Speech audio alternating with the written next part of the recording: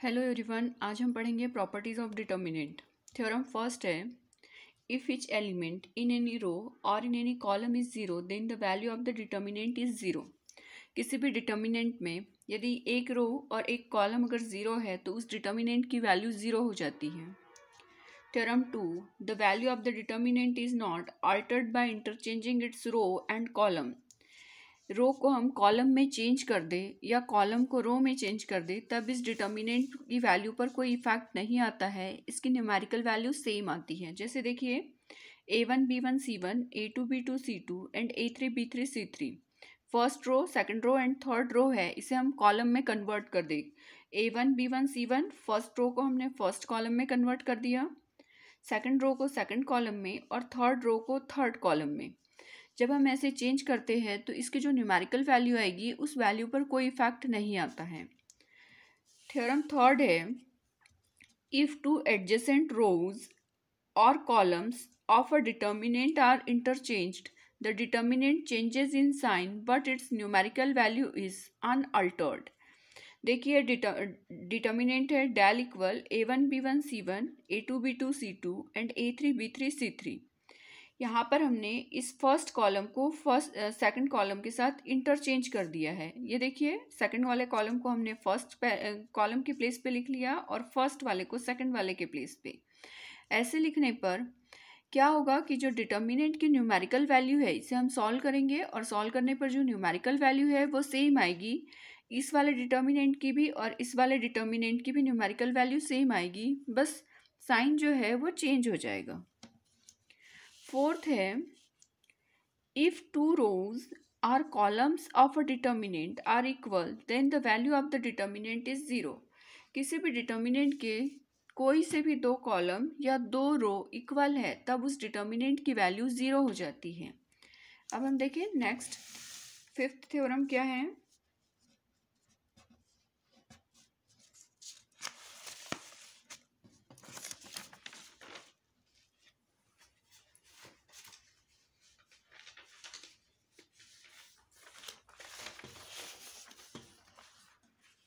Fifth है, if all the elements of a row or column of a determinant are multiplied by constant k then the value of the determinant gets multiplied by k।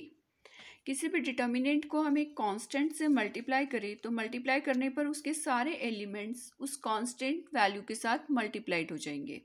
देखिए जैसे हमने यहाँ पर constant के लिया है और इस कांस्टेंट वैल्यू से हम मल्टीप्लाई करें तो उस डिटर्मिनेंट के साथ भी वो मल्टीप्लाई हो जाता है।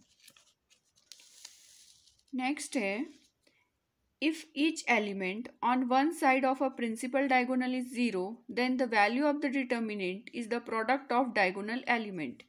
देखिए ये डिटर्मिनेंट है del equal a11 a12 a13 0 a22 a23 0 0 a33। ये डिटर्मिनेंट है। अब इस डिटर्मिनेंट को जब हम सॉल्व करेंगे तो इसके प्रिंसिपल डायगोनल इज ज़ीरो।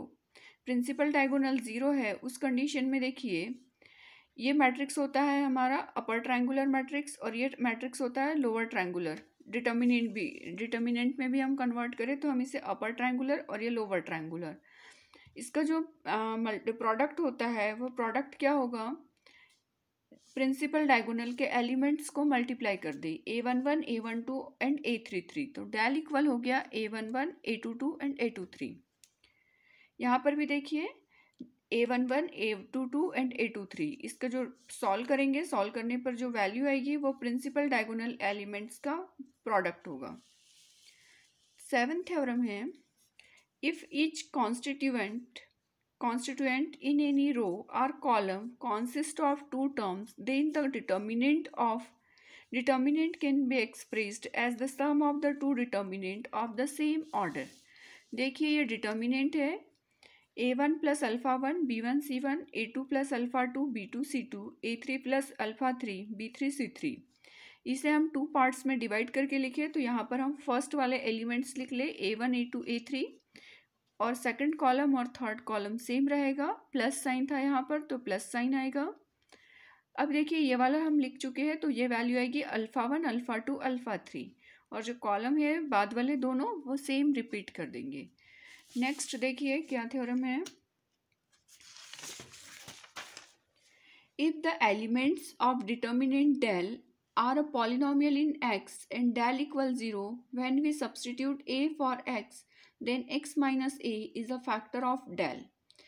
हम कुछ वैल्यू पुट करें पॉलिनोमियल डिटर्मिनेंट में, डेल की जो वैल्यू है वो पॉलिनोमियल्स में दी है, पॉलिनोमियल एक्स में है, एंड डेल इक्वल 0 है, डेल इक्वल 0 है, उस कंडीशन में जो वैल्यू हम सब्सटीट्यूट करेंगे x के लिए, वो वैल्यू हम सब्सटीट्यूट करेंगे x minus a is a factor of del.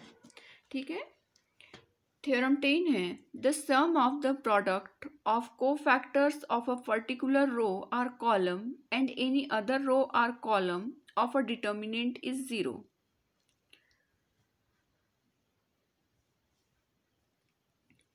The sum of the product of a cofactor, a particular row or column, and any other row or column of a determinant is 0.